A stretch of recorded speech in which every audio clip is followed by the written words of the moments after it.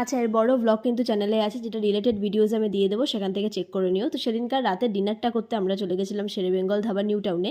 এই ধাবাটা অ্যাকচুয়ালি অনেক দিনই আমার চোখে পড়েছে যাতায়াতের পথে, তো ভেবেছিলাম যাওয়া যাবে। তো ভিতরে গিয়ে দেখলাম যে না, ধাবা না, এটা পুরো রেস্টুরেন্ট টাইপেরই, জাস্ট ভাইবটা ধাবা দেওয়া। তো ওখানে গিয়ে আমরা অর্ডার দিয়েছিলাম একটা জিরা রাইস, একটা বাটার চিকেন, আর দিয়েছিলাম দুটো বাটার গার্লিক নান।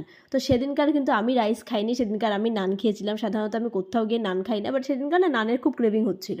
তো খেয়ে যেটা আমি বুঝলাম যে না, এটা একটা খুব ভালো সিদ্ধান্ত নিয়েছি। সত্যি কথা বলতে এখানকার প্রত্যেকটা খাবার, যে কটা খাবার আমরা অর্ডার করেছিলাম, প্রত্যেকটা খাবার মানে টপ নচ ছিল, এত ভালো ছিল প্রত্যেকটা খাবার। আমি তোমাদেরকে ডেফিনেটলি রেকমেন্ড করবো, তোমরা প্লিজ একবার এখানটাতে যেও।